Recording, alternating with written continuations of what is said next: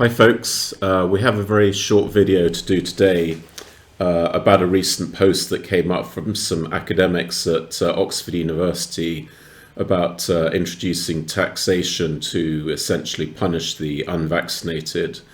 And before getting into that, just wanted to highlight that we have now put up on the channel the analysis that we've done of the World Health Organization by going back through their archives back to 1948. I think we've discovered really a lot of very important things. It's a big and important piece of work, but we've put it into Patreon now. So to get access to that, you won't see it up on the list of videos now, but it is there. You need to go through into Patreon, and we've set up a minimal subscription through that, which is equivalent of one train ticket, an expensive train ticket in the UK.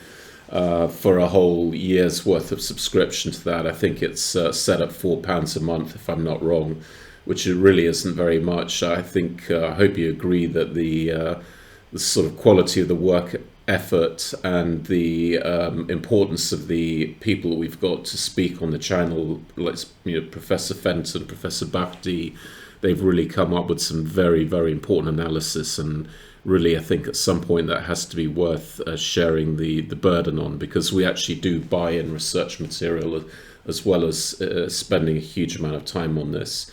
If you don't want to do the monthly subscription, which is fine, there's also the option for doing one-off through Tippy. So I'm sure a lot of people think I really must do that, and then you never get around to it, but I do that all the time.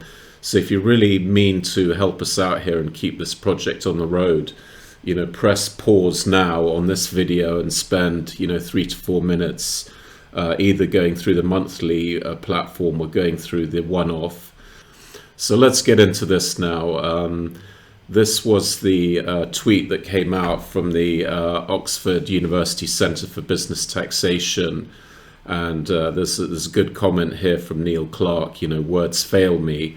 This is a link to what they suggested, and I'm not going to go through all of it, but basically it looks at various ways essentially of punishing the unvaccinated for their antisocial behavior. So it looks at sort of vaccine passports excluding people, and they come up with this fantastic bright idea of taxing people for what they consider to be antisocial behavior, essentially, is what they're saying.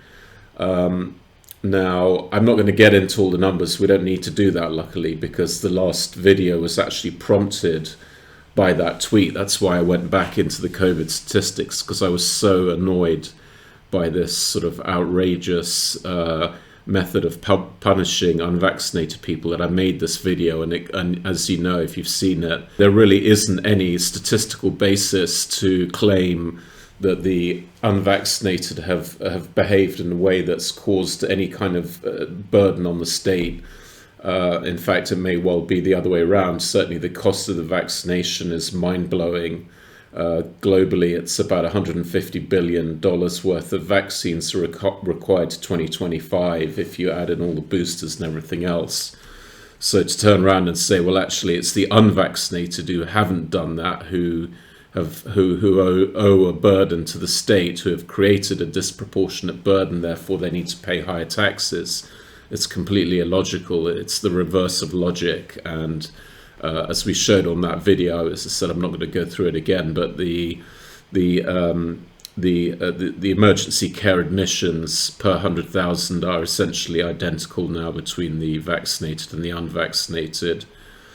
The other big bugbear that I'm not going to get into, because we've also done a video on this, is this idea that the unvaccinated are flooding out the intensive care units, and that's never been true. If you remember those false figures of 9 out of 10 beds that were circulated by a minister in the UK government, they were completely untrue.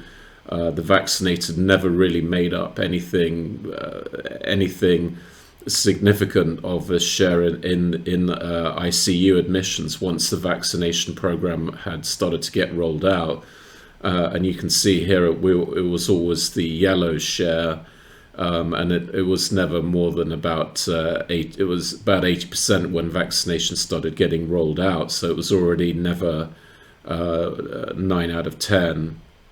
And at this stage of the game, roughly speaking, 3/4 of admissions in February were vaccinated, booster, 2-dose or 1-dose, and a quarter were unvaccinated. So whatever effect there is here, and there may be an effect, I'm not going to sort of argue the toss too much about that, but it's not very significant. What you're looking at here is essentially plus minus the share in the population if you're using the more reliable NIMS population data. So the bottom line for this stuff is these guys present assertions as facts, and whether they've read about this in the press or something else, they don't look at the data, and they don't look at what is the differential burden of the unvaccinated versus the vaccinated.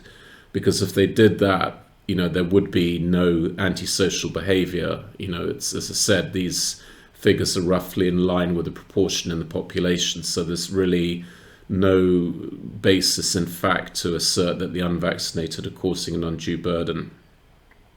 So before leaving that and looking at these guys, unfortunately, this kind of tweet and looking for ways to punish people and coerce them is not new to Oxford. And we looked at this, I think, last year, but there's another Oxford academic who is a fellow at the Oxford Centre for Practical Ethics, Lisa Forsberg, who came out with this fantastic conclusion here in May 2021 about actually forced vaccination of children. And she actually went into an argument why in many cases the state should step in if parents don't want to have their children vaccinated, and the state should do that on a mandatory basis against the wishes of the parents. So, I mean, again, this is supposed to be a highly educated person from one of the world's greatest seats of learning, and no limit on the level of coercion that seems acceptable for them. And again, absolutely zero medical, I mean, even from a statistical medical point of view, there's absolutely no justification for any of this. And we've covered that in other videos. So what we have are sort of supposedly highly intelligent people operating out of the greatest seats of learning in the world, who are perfectly happy to coerce people into a medical treatment, which is something that is completely against the doctrine of informed consent. And that's quite clear in the NHS documentation what informed consent is. It's very, very serious. I mean, there's no cutting corners. Really, the patient has the absolute right to make a decision for themselves. And this is from the Nuremberg Code, Article 1, that there's absolutely no way of coercing people into doing this. There's no element, there can be no element or any form of constraint or coercion is not acceptable under the Nuremberg Code. So, what kind of people do we have all of a sudden that feel that they have some kind of moral high ground in which to punish people who are taking a medical decision on an informed consent basis? So, looking at this person, I don't have any personal animosity towards them, but I just quickly pulled up the background. This is one of the authors of the paper on taxation. And, here we go. This is the usual now globalist crowd. She served as a youth representative on the Belgian government delegation in UN environmental and climate summits, including the 19th Commission on Sustainable Development and Doha Climate Change Conference. And there's also part here about working on the Sustainable Development Goals, tax policy and the Sustainable Development Goals. So here we have another one of these globalist geniuses who are, all for saving the planet, all no doubt for diversity, equity and inclusion, and circularity and all of those good things, provided you don't disagree with them, in which case they will coerce you into doing what they have decided is good for you. And, I'm quite worried about this cadre of people, these globalists, who are tied up in all of these global initiatives, because they don't tolerate dissent, basically. And just wrapping up then, this is a copy paste from what we did on the World Health Organization, which I said is up on the channel, but you can't see it unless you go through the Patreon account. And we came up with these characteristics of what we see in the World Health Organization and what we've termed the global health mafia. So there's an extraordinary arrogance that you take, well-established doctrines like pandemic response, and you throw it in the bin, and you start with things like lockdowns and universal face masking. You are smarter than all other generations that have gone before you. And as I said, along with doing those things, you have these young people that decide, okay, we need coercion, we need to impose taxes, and in doing that, they're completely destroying, thousands of years worth of ethics to do with informed consent. So there's a high degree of arrogance. There's the dishonesty because they're just accepting slogans as facts, basically. There was assertions presented as facts that unvaccinated a very high burden, a disproportionate burden on the state healthcare system. Absolutely not true. No real data to support that at all. And as I've said, intolerance is always the hallmark of these globalist people. And it's anti-science because the data never really supports what they're asserting. And even in this case, data is not the issue because it's an issue of principle.